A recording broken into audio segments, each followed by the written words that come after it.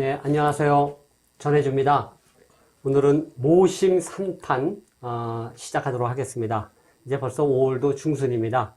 많은 일들이 있었는데요. 5월 달에 할 이야기들이 또 있을 것도 같아요. 그래서 오늘 이렇게 천안 모초에 자리를 잡고 한번 이야기를 나눠보도록 하겠습니다. 오늘 또 새 손님을 우리가 또 모셨는데 박부규 선생님이세요. 선생님 직접 소개해 주시죠. 네. 예, 저 박부규라고 합니다. 예, 공부는 한국 철학 쪽으로 공부했고요. 종교는 감리교 출신입니다. 예, 학교 교사 생활 좀 하고 대학 강사 좀 나가고 지금은 그냥 밥 먹고 산다고. 다 밥 먹고 살아요. 저도. 밥만 먹고 삽니다. 네, 화륜 목사님 네. 잘 지내셨어요? 네, 잘 지냈습니다. 예. 어떻게 사회적 거리는 잘 두고 계세요? 아이고 우리 뭐 사회적 거리 요새 또 뭐라 그러죠? 사회적 거리가 아니라 생활 생활방역. 예. 생활방. 예, 뭐 많은 일들이 있었는데 그건 뭐 여기서 얘기할 건 아닌 것 같고 하여간 잘 지내고 있습니다. 예. 그래서 어떻게, 오늘은 뭐 예. 코로나 예. 때문에 벌어진 얘기들을 조금 예. 우리는 이제 한국이 코로나 때문에 선진국이 됐어요. 그래서 성립했죠. 이 얘기를 조금 해야 될 것 같아. 저는 코로나 피해자예요. 말씀드렸어요. 예. 예. 코로나 의심 환자로 분류가 되는 바람에 가족 중에 한 분이 그래서 그 음성 판정 받을 때까지 좀 네. 고생 좀 했어요. 네. 예. 어쨌든 그래서 요새 보면 이런 얘기하면은 이제 뭐 대형 교단은 싫어할 수도 있는데 이게 코로나 때문에 이제 예배 문제도 있었고 예. 그다음에 사실은 이제 한 교단 때문에 이제 코로나가 확진자가 늘어나면서 네.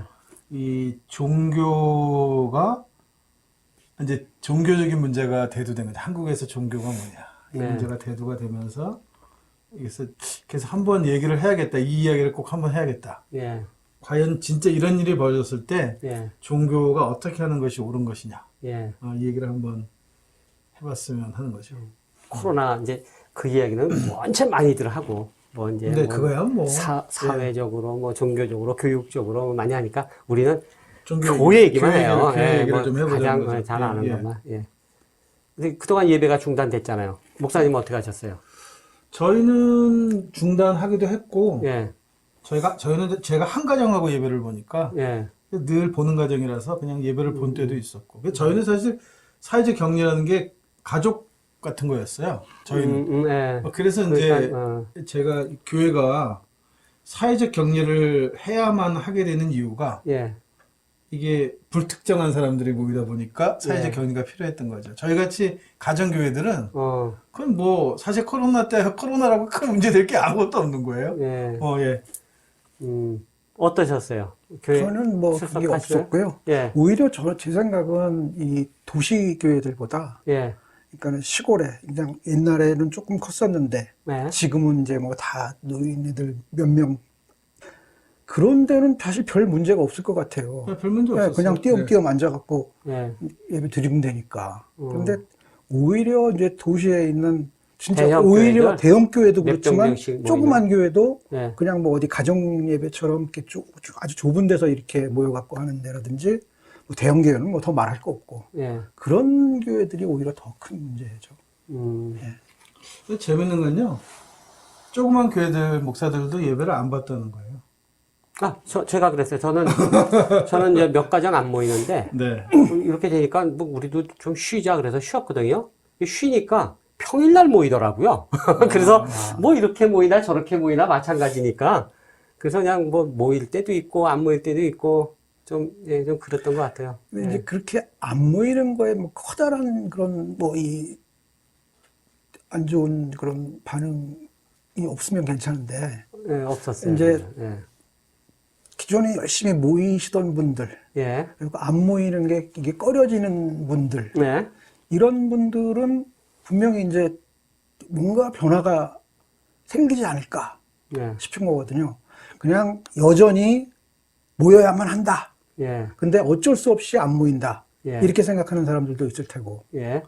이제 그렇지 않은 부류도 좀 있겠죠. 그게 네. 뭐 얼마나 될지는 모르겠지만 이렇게 하다 보니까 그럼 그동안 우리는 도대체 뭐 한 거지? 그렇죠. 맞아요. 그런 생각 같아요. 이런 생각을 하게 될 사람들도 분명 있을 거란 말이죠. 예.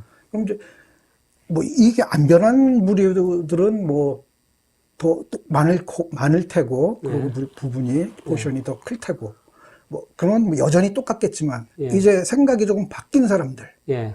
이 사람들이 과연 우리 사회에 어떤 변화를 가져올 거냐 예, 그 부분에 이제 좀 그쵸. 초점을 맞춰봐야 되겠죠.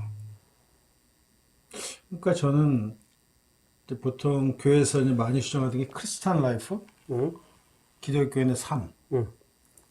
이게 이제 한국인한테 적용이 되는 거냐는 거죠. 크리스찬, 그러니까 서양처럼 태어나면서부터 기독교인이고, 네. 온 가족이 기독교인이고, 예. 문화가 기독교 문화고, 네. 이럴 때 크리스찬 라이프라는 거 하고, 예. 우리 같이 외래 종교가 들어와서 일요일날 예배 보는 날짜들이 과연 이게 삶 속에 들어왔을 때, 예. 그러니까 지금 말씀하신 대로 교회를 가는 거가 뭐였냐는 거죠. 이게 의무였느냐? 네. 근데 어떻게 보면 그 삶 자체면 이게 의무는 아닌 거거든요. 그냥 삶인 거지 그냥. 자연스럽게 일요일날은 예배 가는 거죠. 근데 저희는 어쨌든 간에 우리는 일요일날 예배를 작정하고 가야 되는 거죠. 네. 근데 이게 습관처럼 되다 하다가 예. 이 습관이 단절되니까 예. 이 다이어트 하다가 갑자기 살쪘고 다이어트 끊어지는 것처럼 예. 그러니까 이제 많은 목사들이 보면 그 걱정을 하는 것 같아요. 이게 단절된 시간이 길어지면 예. 교회 나오는 습관을 버리게 될 것이다. 예.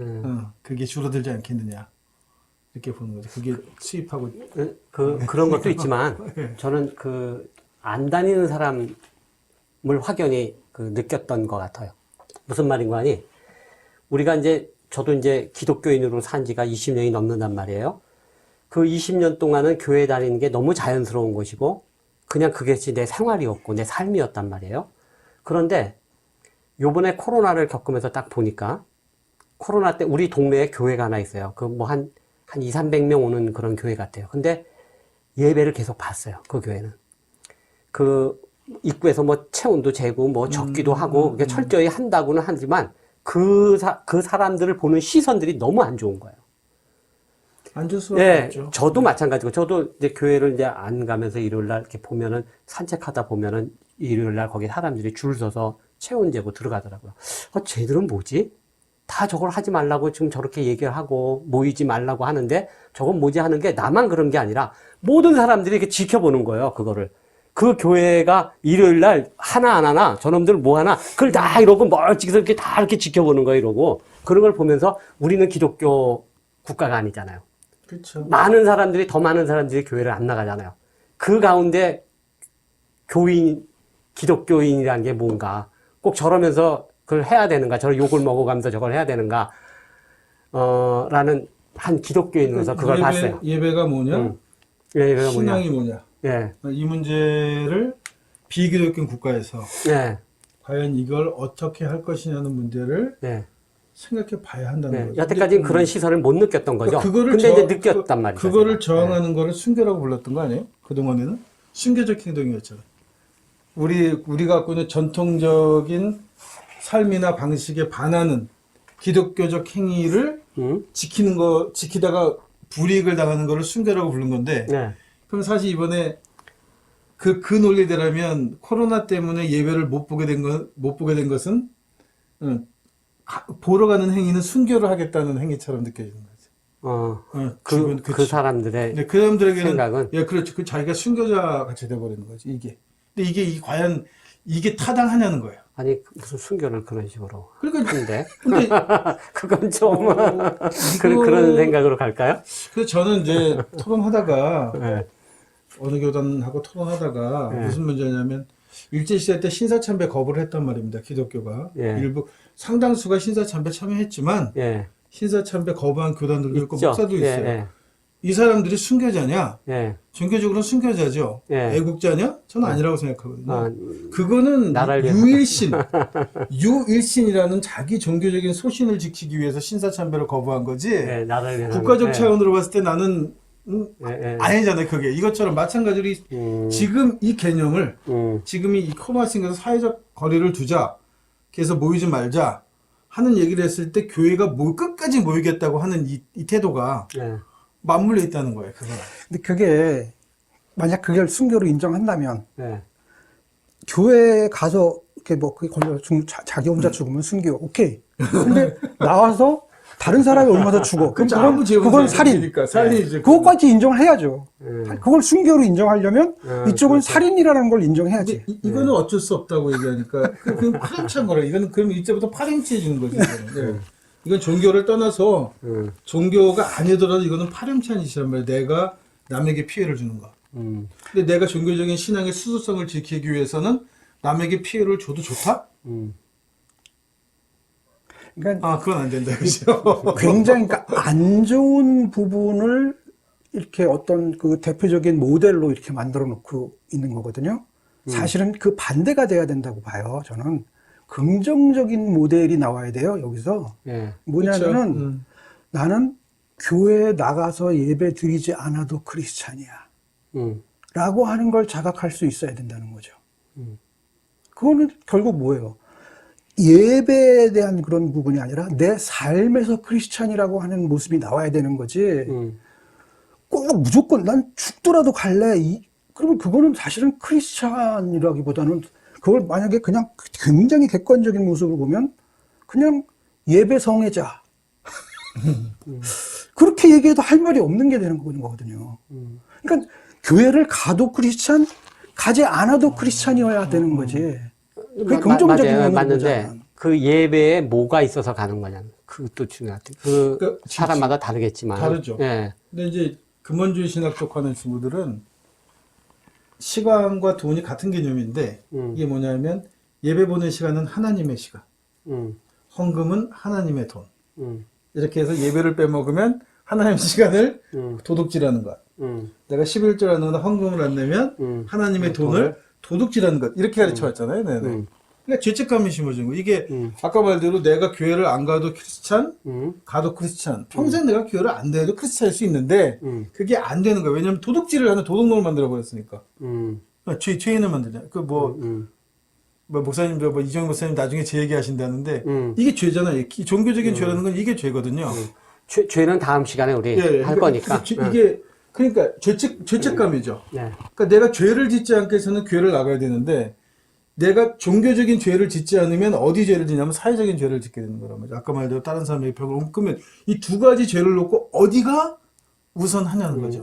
그때 그거죠. 우리 말하는 그 빤스 목사가 또 그랬고 사랑의 교회 때도 그랬고 하나님의 법이 세상 법 위에 있다. 이렇게 설명하니까 당연히 교인들은 하나님 거 도둑질하면 큰일 나는 거죠. 이게 도둑질이 아님에도 불구하고 도둑질이라고 생각한단 말이에요. 그러니까 그런 죄책감과 함께 그런 병이 생기는 것 자체가 하나님이 내리는 벌이다라고까지 얘기하는 게, 그러니까는 그 죄의 내면화와 함께 이제 사회적으로까지 이거는 하나님이 심판하는 거다 이렇게 얘기를 하는 거니까요.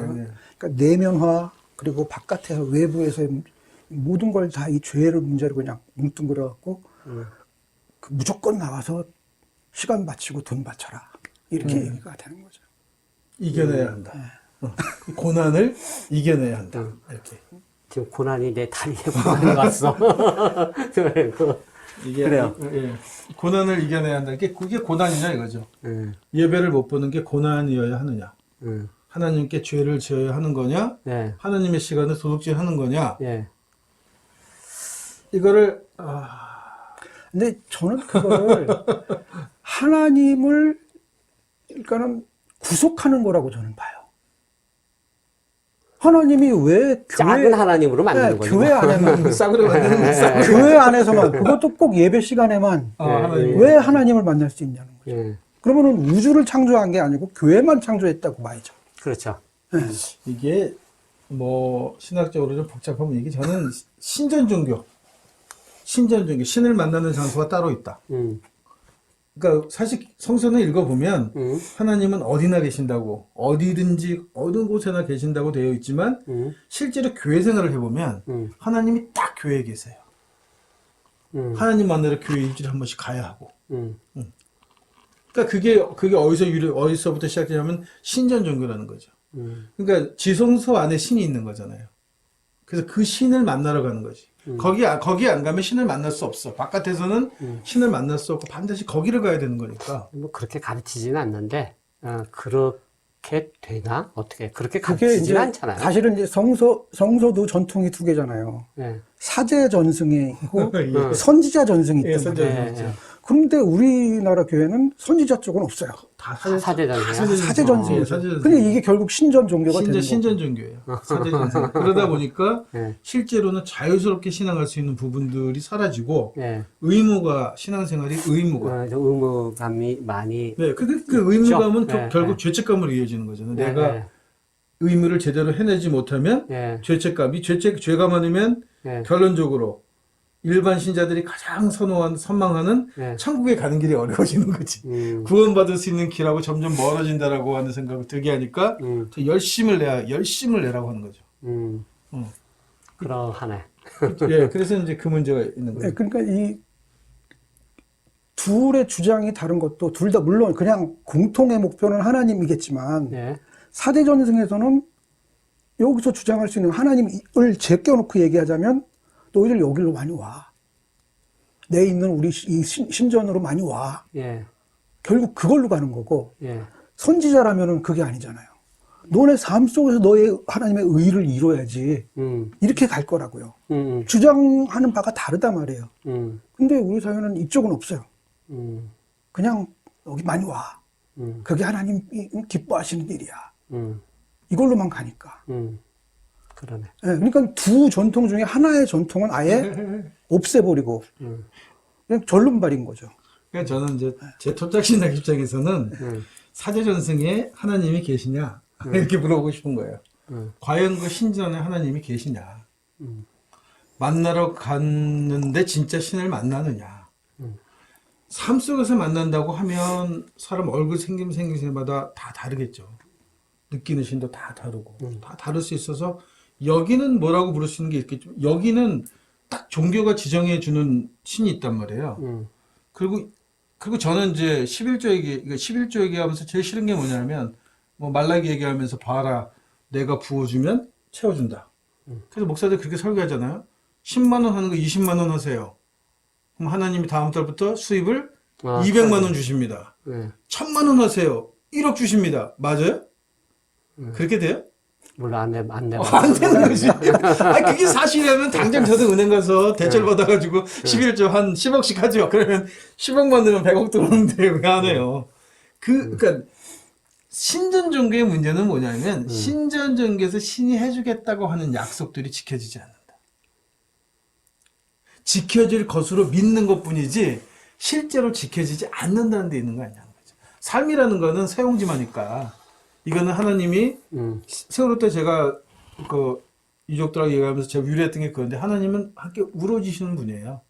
우리가 힘들 때 같이 울어주고 손잡고 눈물 흘려주고 해주시는 분이지 바다에 그러니까 근데 신전 종교는 뭐냐면 하나님이 바다를 쭉 갈라서 그런 일 생기면 바닷길을 쭉 내서 육지로 건너가서 아이들을 살려오든가 내가 좀 시간 바빠서 바다는 못 갈랐으니까 미안한데 아이들 건져오면 내가 다 부활시켜 주든가 뭔가 어느 것 하나도 실질적으로 종교가 할 수 있는 일을 일으켜내야지만 신전 종교가 가치가 있는 거죠.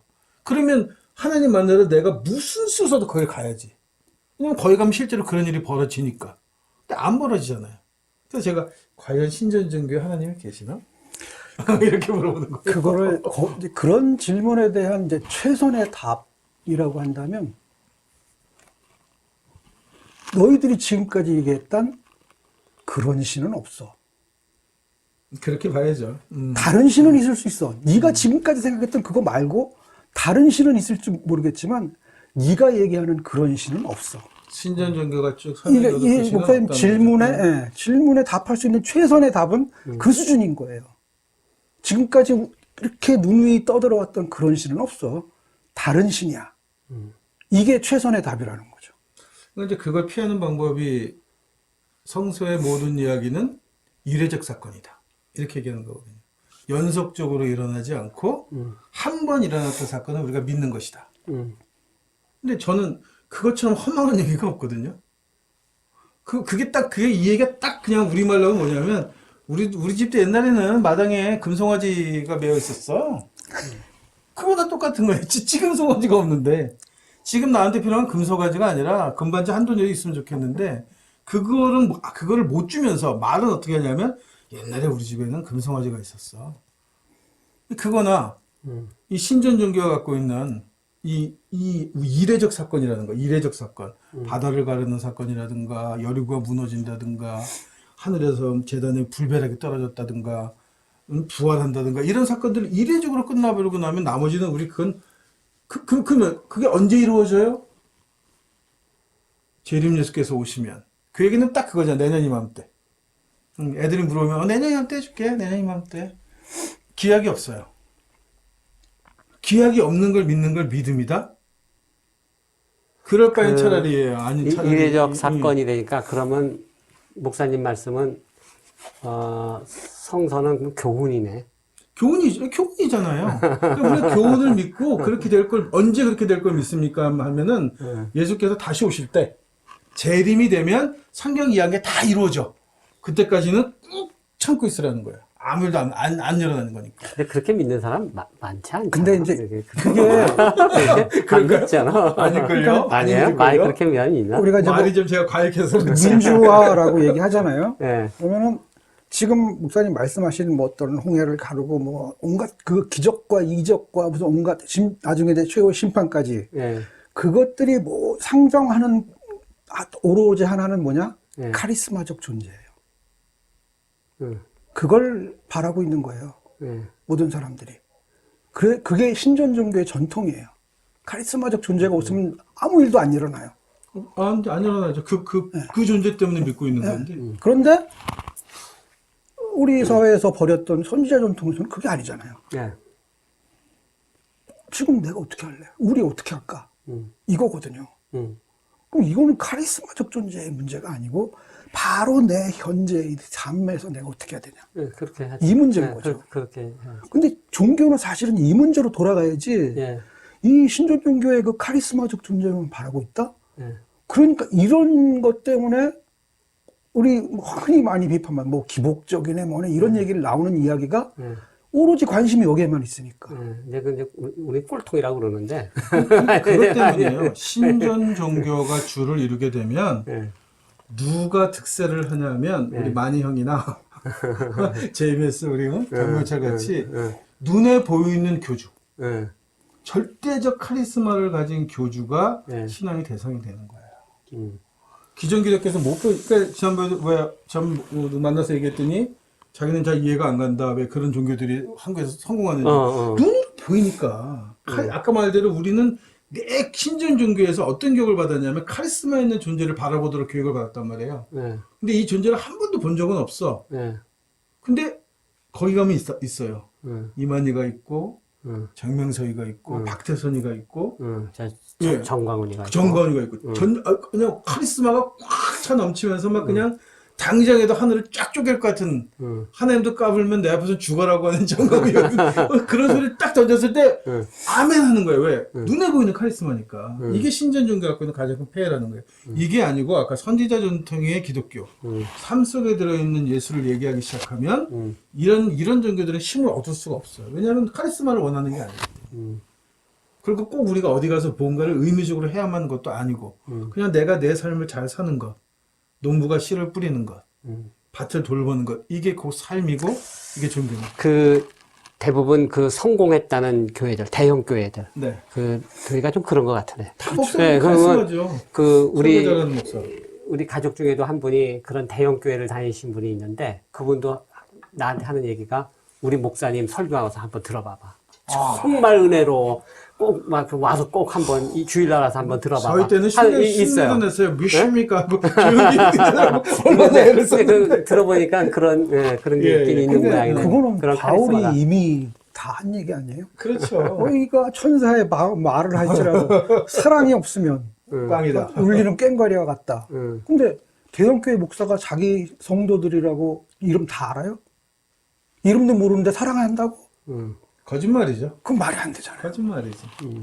부목이 옆에 서서 아무개라고 그럼 울리는 꽹과리가 은혜롭다고 하는 얘기예요. 뒤에서 아무개 집사입니다. 아무개 원사입니다 하고 알려주는 것 자체가 이미 담임 목사가 누군지 모르는 거잖아요. 근데 우리 이번 주 공과가 목자와 양.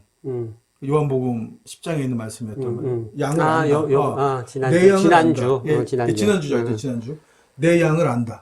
내 양을 안다는 게 뭐예요? 근데 목사가 몰라. 뭐 몇천 명 되고 몇만 명 모르죠. 되면 알 수가 없죠.